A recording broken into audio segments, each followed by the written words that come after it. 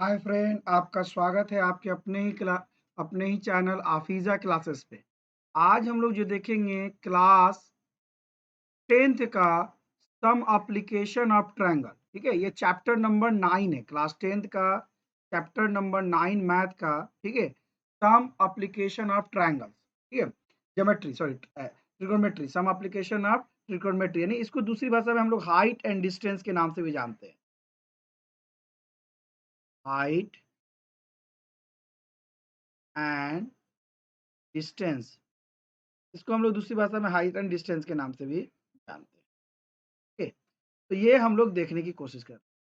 इसमें सबसे पहला जो वर्ड है वो है एंगल ऑफ एलिवेशन। तो सबसे पहला देखेंगे what is angle of elevation. ठीक है, कि एंगल ऑफ एलिवेशन किसको कहते हैं? Angle of elevation. Okay, angle of elevation किसको कहते हैं ये हम लोग देखेंगे। देखिए, अगर आप ध्यान दीजिए तो यहाँ पे एक लड़की खड़ी है। ओके, और ये लड़की यहाँ पे वर्टिकली खड़ी है और यहाँ से ये स्ट्रेट जो इस तरह से ये देखती है तो हम लोग कहते हैं हॉरिजेंटल लेवल। ये जो इसका देखने का तरीका है हॉरिजेंटल है। ओके, यानी ये जो है मेरा बेसिकली एक हॉरिजेंटल लाइन है। इस लड़की के आई से ये हॉरिजेंटल लाइन है। इस हॉरिजेंटल लाइन से अगर कोई ऊपर की तरफ देखेगा, ऊपर की तरफ देखेगा, तो ये जो इसके एंगल बनेगा, ये मान लीजिए कि ऊपर में एक काइट फ्लाई कर रहा है। ठीक है, तो ये जो उसका लाइन ऑफ साइट होगा, ये जो लाइन ऑफ साइट होगा ऊपर की तरफ देखने से और ये हॉरिजेंटल लाइन के बीच में जो एंगल बनेगा उसको कहते हैं एंगल ऑफ एलिवेशन। उसको क्या कहते हैं? Angle of elevation. यानी कहने का मतलब, अगर कोई आदमी ऐसे यहाँ पे खड़ा है, ये इसका आई है। ओके, और इस आई से ये इस तरह स्ट्रेट देखता है, इसको कहते इस लाइन को हम लोग कहते हैं हॉरिजेंटल लेवल या हॉरिजेंटल लाइन। हॉरिजेंटल लेवल या हॉरिजेंटल लाइन। और मान लीजिए यहाँ पे कोई कुछ भी है, यहाँ पे पकड़ लीजिए एक लाइट हाउस है या यहाँ पे मून है और यहाँ से ये इस तरफ मून की तरफ ये देखता है। ठीक है, तो यहाँ पे जो एंगल बनता है हॉरिजेंटल लाइन और मून की तरफ देखने में जो ये लाइन बनता है ना, और ये है उसका लाइन ऑफ साइट, यानी इधर ये देख रहा है ऑफ, ये जो एंगल बनता है इसी को कहते हैं एंगल ऑफ एलिवेशन। इसी को हम लोग कहते हैं एंगल ऑफ एलिवेशन। ठीक है, इसको याद रखेंगे तब आगे आपका इसका नॉमेरिकल बनेगा। Okay, this is the angle of elevation. Okay, अब हम लोग देखते हैं दूसरा।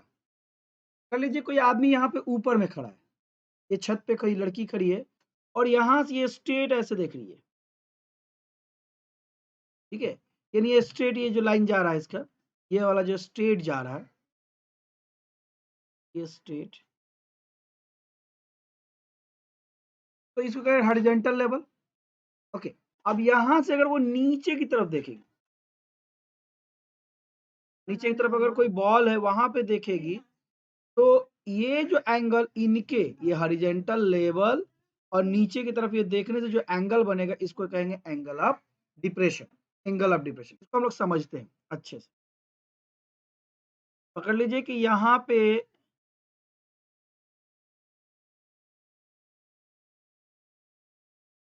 छत पे कोई लड़की खड़ी है। ओके, और यहाँ से इस तरह ये स्ट्रेट ये देख रही है, ये साइट है, लाइन ऑफ साइट हॉरिजेंटल है, इसको हम लोग कहेंगे हॉरिजेंटल लेवल या हॉरिजेंटल लाइन। Horizontal line. यहाँ पे कोई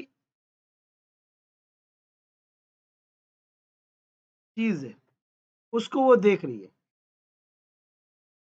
ये देख रही है, चाहे इधर ऊपर की तरफ, ये देख ऊपर की तरफ, हॉरिजेंटल लाइन से ऊपर की तरफ, तो ये जो एंगल बनेगा इसको कहेंगे एंगल ऑफ एलिवेशन। इसको कहेंगे एंगल ऑफ एलिवेशन। अब मान लीजिए कि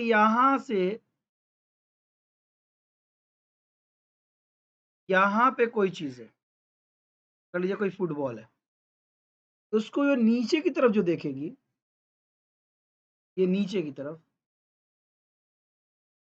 तो हॉरिज़ॉन्टल लाइन से ये जो एंगल बनेगा हॉरिज़ॉन्टल लाइन से, ठीक है?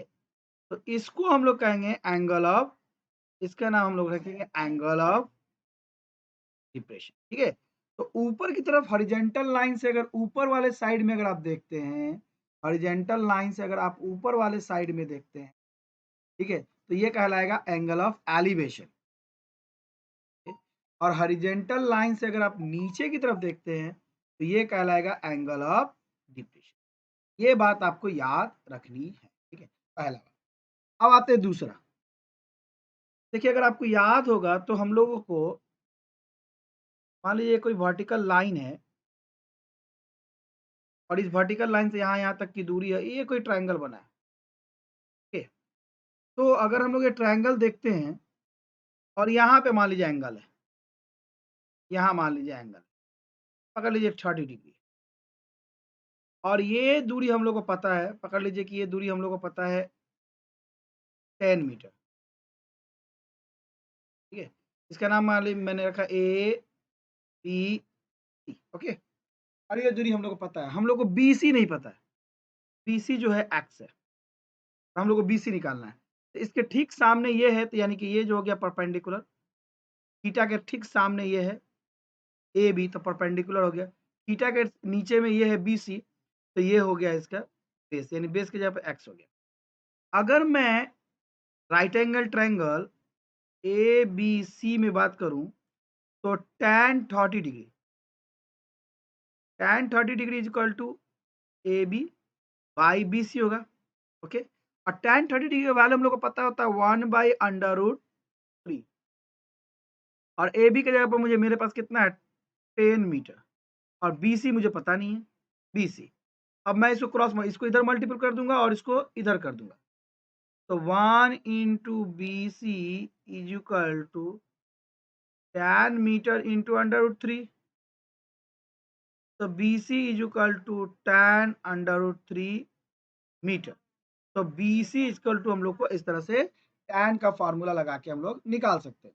उसी तरह अगर हम लोग को कॉट का चाहिए तो ये ध्यान रखना है कि क्या इन तीनों में क्या दिया है और क्या चाहिए, उस हिसाब से हम लोग को टैन लगाना है, कॉट लगाना है, साइन लगाना है, जो जरूरत पड़ेगा उस तरह का फॉर्मूला हम लोग लगाएंगे। जैसे एक यूजुअली एक क्वेश्चन हम लोग देखने की कोशिश कर रहे हैं, क्वेश्चन देखने की कोशिश कर रहे हैं, ठीक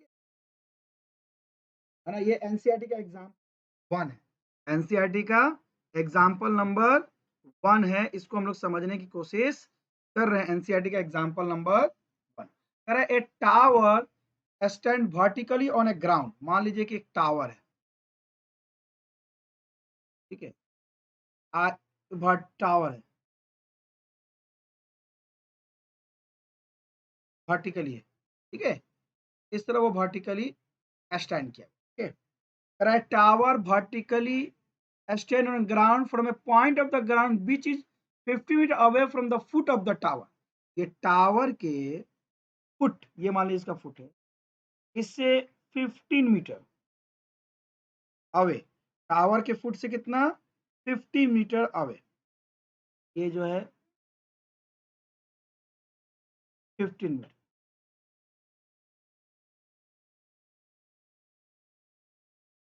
15 मीटर, ठीक है? Away the angle of elevation of the tower, angle of elevation मतलब कि क्या हुआ कि angle of elevation of the tower of the top of the tower is 460 degree. The angle of elevation of the top of the tower, है ना? यानी कि यहां से जब कोई आदमी टावर के ऊपर की तरफ देख रहा है,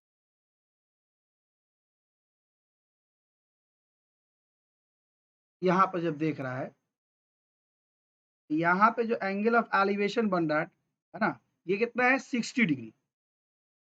कह रहा है ए टावर स्टैंडिंग वर्टिकली, हमने एक टावर बना दिया, ये फिगर आपको बनाना है, एक टावर हम लोगों ने बना दिया ऐसा, ओके? एक टावर हम लोगों ने बना दिया,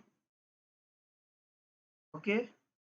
बोला from vertical on the ground from a point on the ground which is 50 metre away. हम लोगों ने एक 50 मीटर अवे एक पॉइंट भी ले लिया, यहाँ से यहाँ तक 50 मीटर अवे एक पॉइंट भी ले लिया। Okay, which is 50 away from the foot of the tower, the angle of elevation of the top of the tower is found। और यहाँ से टावर के टॉप पे जो एंगल ऑफ एलिवेशन बना है वो 60 degree. Find the height of the tower. तो कह रहा है कि टावर का हाइट आप बता दीजिए, ये हाइट आपको बता ये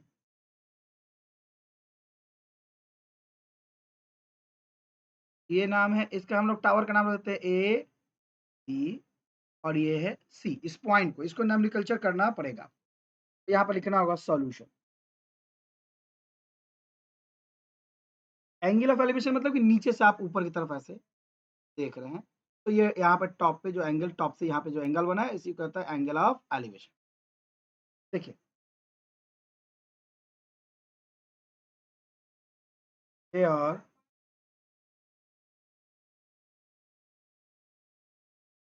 vertical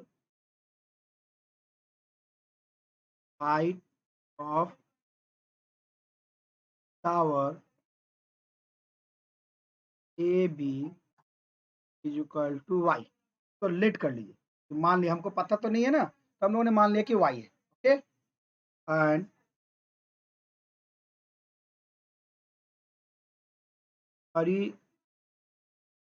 horizontal distance from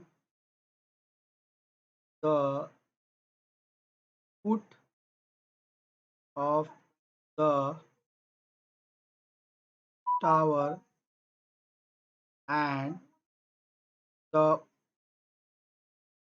point BC is equal to 15 metre. और एंगल दे दिया है, angle A C B equal to 60 degree, ये दे दिया है। तो अगर हम लोग ये ट्रायंगल देखें तो ये बेसिकली ये वर्टिकल है, ये 90 डिग्री बनेगा, ये राइट एंगल ट्रायंगल हो गया। और हम लोग को ये चाहिए, तो हम लोग लिख सकते हैं in triangle A B C, basically ये right angle triangle A B C, हम लोग लिख सकते हैं, क्या लिख सकते हैं कि tan 60 डिग्री, ये tan 60 डिग्री तो इसके ठीक सामने ये परपेंडिकुलर होगा, परपेंडिकुलर मतलब ए बी, और ये बेस हो जाएगा, यानी बेस मतलब बी सी। अब देखिए यहाँ पे मैं इसको यहाँ से ठीक है, यहाँ से मैं यहाँ लेके आ जाता हूँ। ओके, हम लोग जानते हैं tan 60 डिग्री का वैल्यू कितना होता है, √3।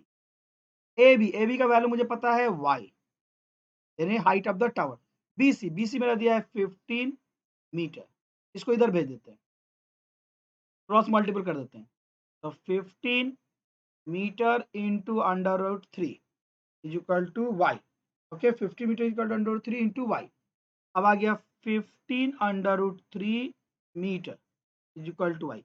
अच्छा देखिए, इस क्वेश्चन में √3 का वैल्यू नहीं दिया है, अगर वैल्यू देगा तो √3 का वैल्यू आप पुट कर देंगे, नहीं देगा तो आप नहीं भी पुट कर सकते हैं। ठीक है, अगर मान लीजिए जैसे कि √3 का वैल्यू होता है 1.73, तो आप चाहे तो यहाँ पे 15 इंटू 1.73 metre is equal to Y कर सकते हैं, और जितना मल्टीपल करके आएगा उतना लिख सकते हैं। ठीक है, तो ये डिपेंड करता है आप पे। ठीक है, अगर √3 का वैल्यू दिया है तो आपको वैल्यू रखना ही रखना है, अगर नहीं दिया है तो आप चाहेंगे तो सिर्फ √3 भी रख के इसमें भी आंसर कर सकते हैं, या चाहे तो 1.73 रख के भी आंसर कर सकते हैं। दोनों, अगर √3 का वैल्यू नहीं दिया तो आप दोनों कर सकते हैं, ये ऊपर वाला भी कर सकते हैं, ठीक है, ये वाला वैल्यू कर सकते हैं, है ना, और ये वाला भी वैल्यू आप कर सकते हैं, दोनों वैल्यू आप कर सकते हैं और उसको कर सकते हैं। ठीक है, तो ये आप दोनों, ये भी कर सकते हैं और ये भी कर सकते हैं। ठीक है, तो इस तरह से हम लोगों ने एक क्वेश्चन देखा और समझा। ठीक है, अब एक दूसरा क्वेश्चन और है, एग्जाम्पल नंबर 2 का ही दूसरा क्वेश्चन है,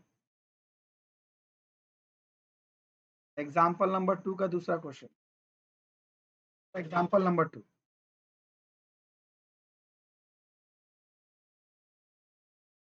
कह रहा है, क्वेश्चन कह रहा है an electrician has to repair an electric fault on a pole of height 5 metre. एक इलेक्ट्रिशियन है जिसको एक पोल है जिसका हाइट 5 मीटर है ना, उस पर करना है। she need to reach a point 1.3 millimeter below the top of the pole to undertake the repair work।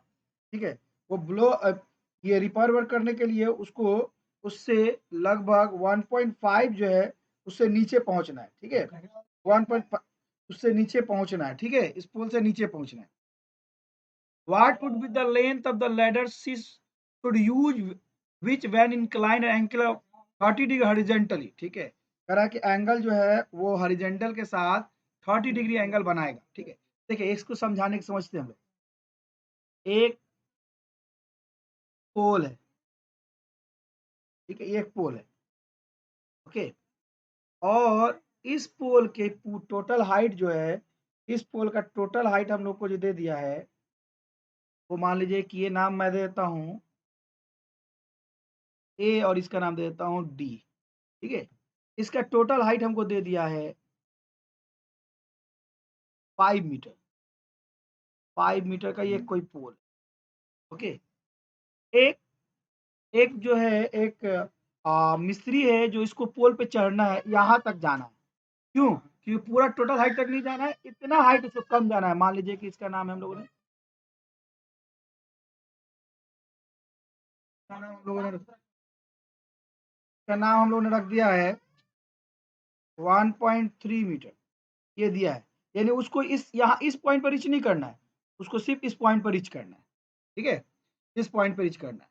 अगर हम लोग बात करते हैं तो अगर हम लोग बात करें तो यहाँ पे हम लोग को दिया है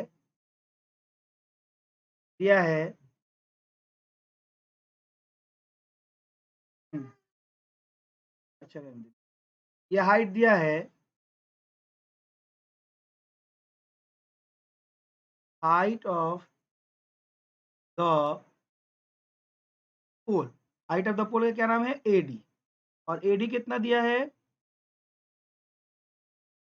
5 मीटर। ओके, और उसको किस पॉइंट पे पहुंचना है? पहुंचना है पॉइंट बी पे। ओके, इसको तो जो रिपेयर वर्क कर रहा है ना, वर्कर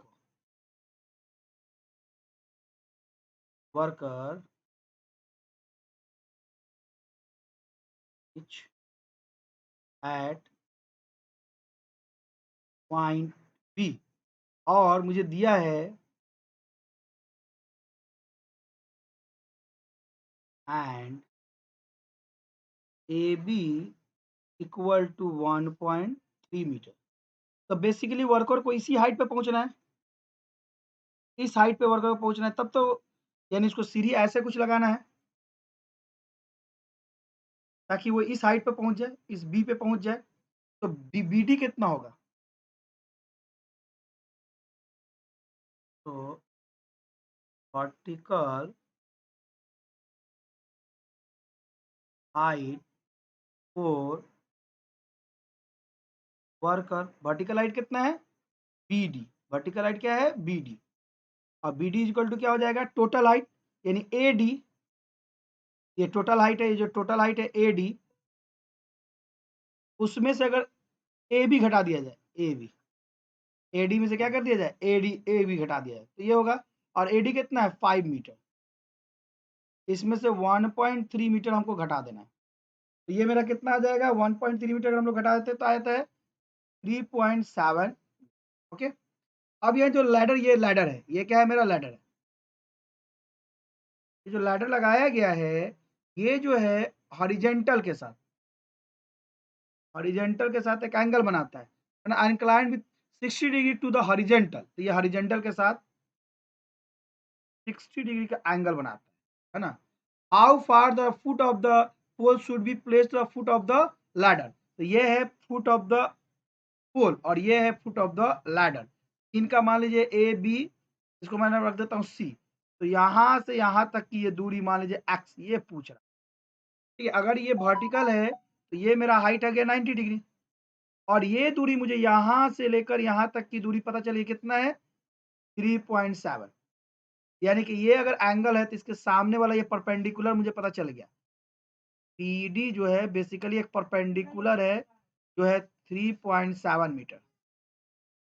एंगल जो है सी 60 डिग्री, और हम लोग को बेस यानी कि डीसी जो कि एक बेस है, ये हम लोग को निकालना है ना? और अंडर रूट 3 का वैल्यू हम लोग को दे दिया है 1.73, ये हम लोग को वैल्यू दे दिया है। ओके, हम लोग क्या करेंगे, यहाँ पे पुट करेंगे, हम लोग यहाँ पे क्या पुट कर देंगे, यहाँ पे हम लोग पुट कर सकते हैं, है ना? यहाँ पे हम लोग को निकालना है, अगर हम लोग ध्यान दें, ठीक है, तो हम लोग को इसका क्या निकालना है ना?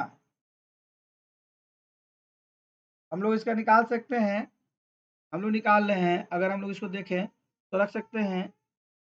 और पहला, अच्छा इसमें दो क्वेश्चन है, what enable to the reach the require position, है ना? अच्छा, पहले मैं इसका निकाल लेता हूँ, ये दूरी कॉट